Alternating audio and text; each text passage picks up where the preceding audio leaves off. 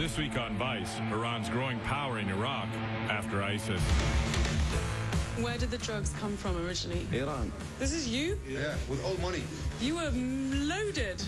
We're inside Rajab's Iranian market, and everyone from the trash collectors to the vendor sellers seems to be Iranian.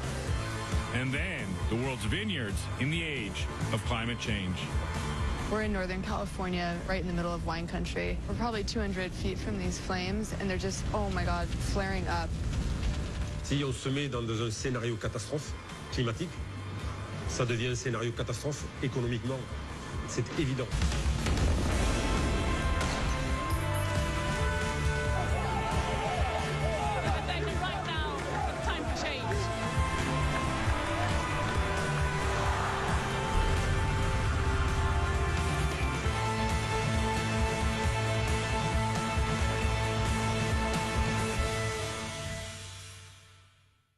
In the 1980s, Iran and Iraq fought one of the longest wars of the 20th century. More than 1 million people lost their lives, and tens of thousands of Iranian troops died because of Saddam Hussein's attacks with chemical weapons. After decades of bitterness and distrust, it was Iran that rushed to help Iraq defeat a threat to both countries, the Islamic State. ISIS is now pretty much gone from Iraq, but Iran isn't. And with national elections now coming up, its influence is only growing.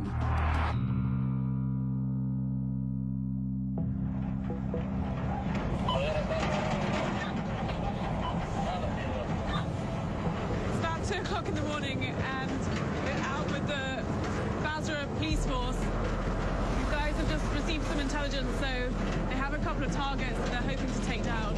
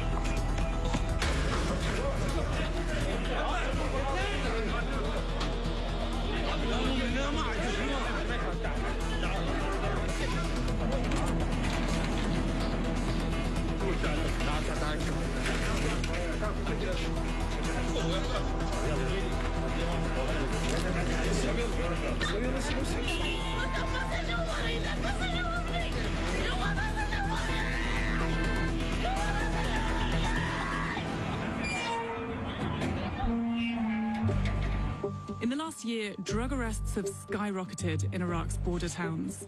Wow, that's a lot of people packed in there. And there's one country the dealers were pointing to as their source. Where did the drugs come from originally? Iran. What were you dealing? Crystal. Were you making a lot of money? لا مال حرام يجن ويرحم. This man. This is you? Yeah, with old money. You were loaded. Look at that. When did it become so prevalent? وكان قله ناس قله يعني يدخنونه لان كان ما منشور بس ظلت الحدود الإيرانية تطبوا بكميات هواي فانتشر عندنا هنا بالبصرة. Why now do you think they're sending a lot of them? بس كانت إيران تعبر شيء قليل بس هسه ظلت تطبوا بكميات هواي. The 900-mile border between Iraq and Iran has become increasingly porous as it's mostly fallen under the control of Iran-backed Shia militias. But the influence of these militias goes beyond the drug trade. Since fighting ISIS, they've increased their military strength across the country and are even getting involved in national politics. To find out more about this power shift, we spoke to Moafaq al-Rubai, a distinguished politician who ardently supported the US invasion, but has since witnessed Iran's growing dominance in his country. So do you think the US has allowed this vacuum which Iran has stepped into? They pulled out irresponsibly, recklessly. When ISIS stormed the 3 provinces in June 2014, we asked for help from the United States of America. We told them that we can see and monitor terrorists coming from Syria crossing the borders to Iraq. Please help us with some airstrike. President Obama said no. It took the United States of America 3 months to start bombing the terrorists in Iraq. 3 months. while it took Iran 24 hours. Truckloads of arms and people to help us defending Baghdad. You had no option but to turn to Iran. Absolutely. Iraq's pivot towards America's longtime adversary, Iran, comes after the US has lost more than 4,500 lives fighting in Iraq and spent more than $2 trillion since the fall of Saddam Hussein. So this is the noose that was used to hang Saddam Hussein? Yeah, this is the news. So you watched him being hanged? Oh, yes. I pulled the trigger, actually. You pulled the trigger? Yeah, I pulled the trigger. Did you ever imagine back then that this would be the country that he'd left behind? He promised to leave behind him ruins, and that's what he did. Who's to blame for that?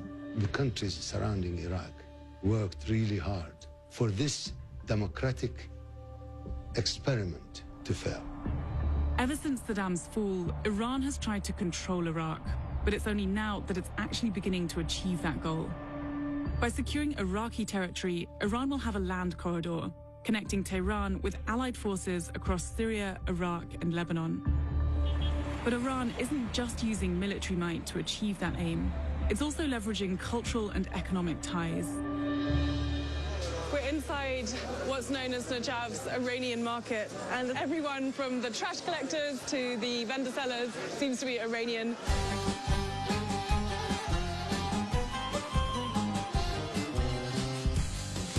Where are most of your clients coming from?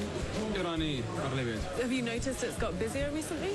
هسه أكثر مو مثل قبل كانوا كلش قليل الآن. So the Iraqis have the Iranians to thank for a lot of money coming in? طبعا أكيد. بسببهم منتعش الاقتصاد حاليا بالنجف وباقي المناطق العراقية. Imports of goods from Iran have more than doubled in the last 10 years, and the spending power of Iranian visitors is strengthening Iran's foothold. Right now we're walking towards one of the holiest Shiite sites in the world, which is what millions of Iranians travel here for every single year.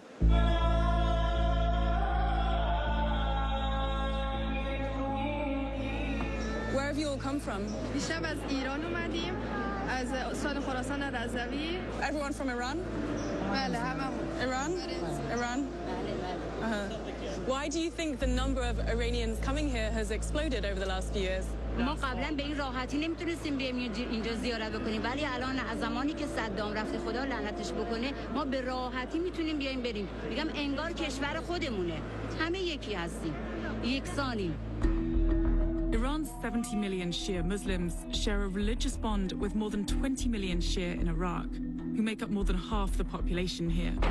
When ISIS overwhelmed the Iraqi army and swept through the mainly Sunni northwest of the country in 2014, Iraq's top Shia cleric issued a fatwa making it a religious duty to defend the homeland.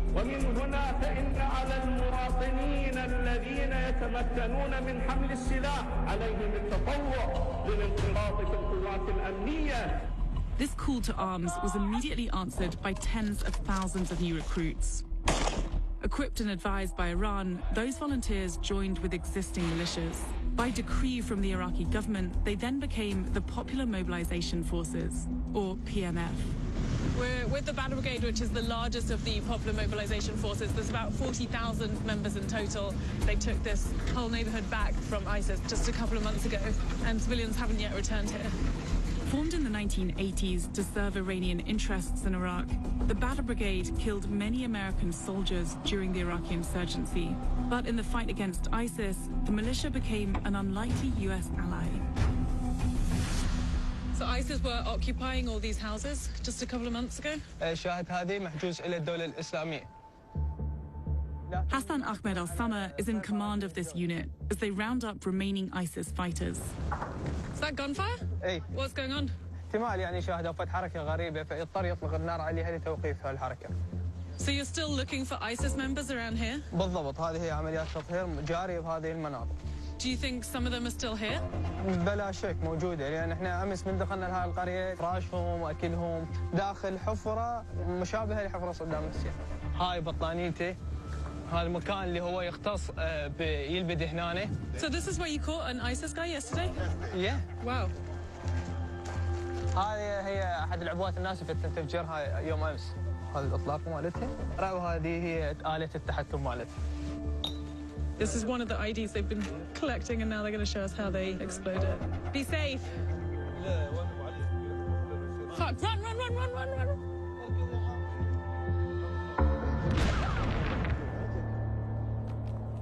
Why is it the PMU's responsibility, rather than the Iraqi armies, to clear out these houses of IEDs and to find the last ISIS fighters here? هو خاص بعض القوى كانت هنا هم خونة خانوهم انسحبوا من مناطقهم اجت داعش احتلتهم فانعدمت الثقة بالجيش هنا يؤمنون بالحشد الشعبي أكثر من يعني الجيش والشرطة وما شابه ذلك. With victory over ISIS, the popular mobilization forces have been embraced by many Iraqis as national heroes. Some militias have recently set up political arms to field candidates in the upcoming parliamentary election. And Iran is using its influence on local media to boost their cause. This particular station has just launched a news channel in the build-up to the elections. Everyone here seems to be very much on the same political page. قال الرئيس السوري بشار الأسد أن السوريين ماضون في نضالهم ضد الإرهاب بالتعاون مع الدول الصديقة وفي مقدمتها إيران وروسيا ما يمهد طريقا نحو إنجاز حل سلمي. The Asia Network is one of several news outlets in Iraq that's allegedly funded by sources with ties to Iran. It reaches over 1 million people across multiple platforms. إذاعة راديو انهار. صباح النور. هيرا وهيرا. صباح الخير. قول يا ابو الشباب. البلاد الحلو خذ لي زوم خذ لي زوم. ابو الشباب. انت هيجي حلو؟ شو حلو؟ من هذا؟ انت جايب كامل المواصفات فول اوبشن. Local celebrities Tamara Jamal and Nahi Mahdi host a comic radio show that also serves to promote their views on current politics. What's it like living here in Baghdad, and how are you guys feeling about the elections? من قدم خدمة لهذا البلد، من دافع عن هذا البلد، من ضحى من أجل هذا البلد يستحق أن يكون على رأس الهرم في هذا البلد. And who are the fighters who saved Iraq from ISIS? أبناء الحشد الشعبي. So are you advocating for those guys to be the ones in power, in parliament? نعم. You too? أكيد مجرد إنه تطهير هاي الأرض من هاي الناس اللي قذرة فطبعا أؤمن بيهم. Everyone at this TV station, this radio station is in agreement about that? أكيد. One group with political aspirations is Shia militia Harakat Hezbollah al-Nujaba. Citing the group's close ties with Iran's Revolutionary Guard Corps, Congress has proposed designating al-Nujaba a terrorist organization. We met Hashim al-Mozawi, the militia's official spokesman at the group's headquarters in Baghdad. And who are these guys up here? السيد الصادق قتله صدام والسيد الخامنئي. And what do they represent to you, these two? كما يعني البابا للمسيح. Now that ISIS is all but over, what's the mission of al-Nujaba now in Iraq? قتل ولكننا نحث الناس على الدخول في الانتخابات ووضحنا استراتيجيتنا المستقبلية على البناء الفكري والثقافي الصحيح. Can you understand the fear that is coming from the West when it comes to, they look at your organization and they see the close relationship that you have with Iran and with the Revolutionary Guards, and potentially Iran can use you guys to spread their influence across Iraq?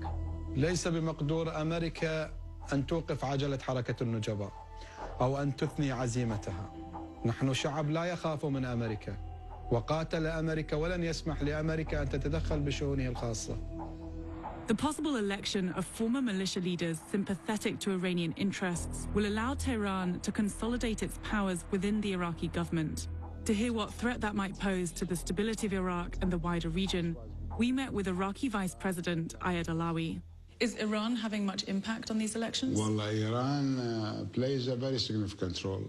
They have important players sitting in Iraq trying to influence the elections. How prominent is Iran here? Really, they want to control Iraq, as they are doing now.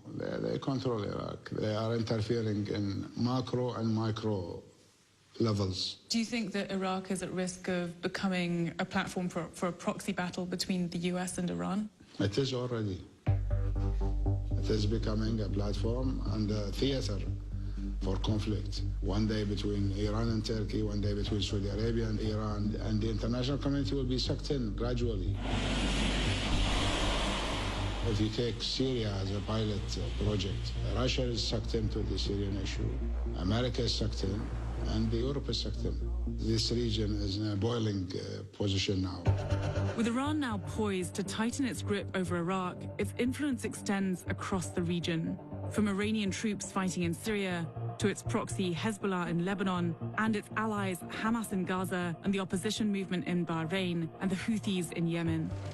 Iran has not been treating that part of the world or the world itself appropriately. A lot of bad things are happening in Iran. The White House has now signaled that over 5,000 troops could be staying in Iraq indefinitely. إنما هذه الحرب كانت حرب باردة ما بين إيران وأمريكا وتحولت إلى حرب ساخنة. What would happen if the US takes on Iran on Iraqi turf? Oh my God. It's going to be hell. Do you think there's a chance that could happen? By the way, Trump administration is escalating with Iran.